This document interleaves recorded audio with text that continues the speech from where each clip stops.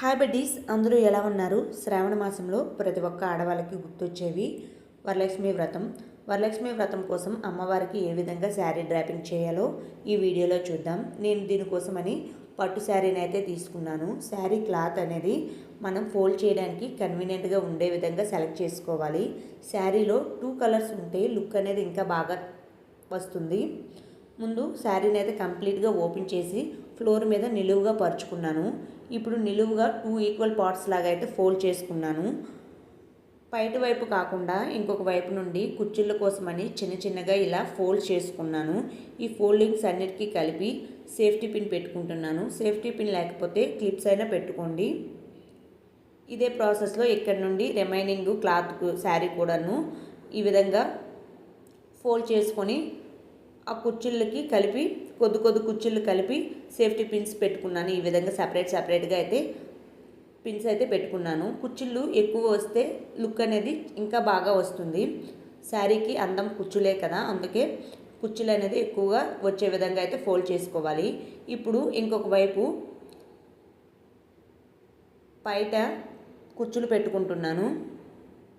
చిన్న కుర్చీలు పెట్టుకుంటే ఎక్కువ కుర్చీలు అయితే వస్తాయి, చిన్న ఫోల్డింగ్స్ ఇవ్వడం వల్ల.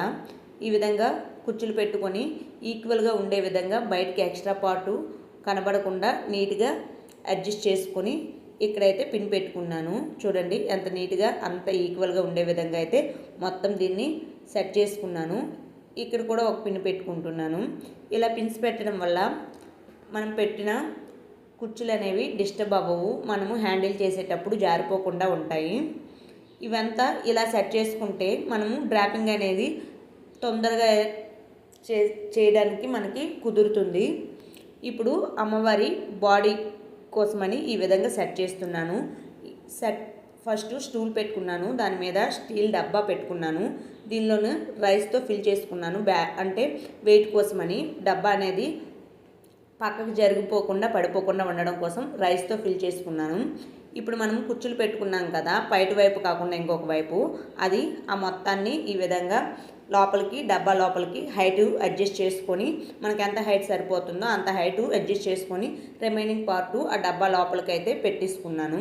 ఇప్పుడు దీనిపైన ఎత్తడి బిందెనైతే పెట్టుకున్నాను. ఈ బిందెలో కూడాను నేను రైస్తో ఫిల్ చేసుకున్నాను. ఇప్పుడు ఈ కుర్చీలకు మనం పెట్టుకున్న సేఫ్టీ పిన్స్ రిమూవ్ చేసేస్తున్నాను. పిన్స్ అన్నీ రిమూవ్ చేసుకొని ఈ కుర్చీలని నీట్గా బయటికి మొత్తం కనబడే విధంగా ఈ విధంగా లోపలివి బయటికి కనబడేటట్టుగా మొత్తాన్ని స్ప్రెడ్ చేసుకుంటున్నాను. మనం ఎంత నీట్గా దాన్ని స్ప్రెడ్ చేస్తే అంత నీట్గా అనేది లుక్ వస్తుంది. చూడండి ఈ విధంగా నీట్గా కుర్చీలు మొత్తాన్ని పక్కకి ఇలా అడ్జస్ట్ చేసుకుంటూ నీట్గా ఇలా సర్దుకున్నాను. చూడండి ఎంత నీట్గా అయితే కనిపిస్తుందో. ఈ విధంగా హైట్ మనకి ఎంత హైట్ కావాలో అంత హైట్కి అడ్జస్ట్ చేసుకొని మనమైతే మొత్తాన్ని అడ్జస్ట్ చేసుకోవాలి ఈ విధంగా. ఇప్పుడు ఇత్తడి బిందులో ఆల్రెడీ రైస్ పెట్టాను కదా, అక్కడ ఒక స్టిక్ అయితే రైస్లో అయితే పెట్టుకున్నాను. ఈ విధంగా అమ్మవారి ముఖాన్ని ఇక్కడైతే సెట్ చేస్తున్నాను. ఈ హైట్ నాకు సరిపోతుంది. ఈ విధంగా అయితే అమ్మవారి ఫేస్ని అక్కడ పెట్టి దాని తాడుతో అయితే ఆ స్టిక్కి కట్టుకున్నాను. ఇప్పుడు ఈ పైట పార్ట్ ఉంది కదా, ఈ పైట పార్టు ముందు పైట లాగా అయితే వేస్తున్నాను నేను. ఇక్కడ ఈ విధంగా రావాలి. అక్కడ మనకి ఆ ఫేస్ వెనక అనేది ఆల్రెడీ మనం ఒక స్టిక్ పెట్టాం కదా నిలువుగా, ఇప్పుడు అడ్డగా ఇక్కడ ఒక స్టిక్ అయితే నేను థ్రెడ్తో కట్టుకుని ఈ విధంగా సెట్ చేసుకున్నాను. ఇప్పుడు ముందు పైట వచ్చే విధంగా ఈ విధంగా అయితే ఆ పైటని ముందుకి ఇలా హైట్ చూసుకొని ముందుకి ఎంత మనకి హైట్ సరిపోతుందో అంత పెట్టుకొని ఆ విధంగా సెట్ చేసుకున్నాను. ఈ పైటని ఇప్పుడు కుర్చీని నీట్గా సర్దుకున్నాను. హిప్ బెల్ట్ అమ్మవారికి అయితే ఈ విధంగా పెట్టుకున్నాను. కుర్చీలు కూడాను ఎలా పెట్టినా అలా ఉంటాయి, నీట్గా కూడా అనిపిస్తాయి కదా. ఇప్పుడు అమ్మవారికి నా దగ్గర ఉన్న జ్యువెలరీ అయితే వేసి నీట్గా అలంకరించుకున్నాను. చూడండి ఇప్పుడు లుక్ ఎంత నీట్గా ఉందో. అమ్మవారు చాలా నిండుగా అయితే కనిపిస్తుంది. ఇలా పువ్వులు కూడా పెట్టి అందంగా అయితే అలంకరించుకున్నాను.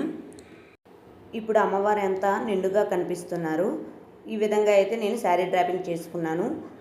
మీకు ఎలా అనిపించిందో కామెంట్ చేయండి. మా వీడియోస్ మీకు నచ్చితే లైక్, షేర్, సబ్స్క్రైబ్ చేసుకోండి. Thanks for watching.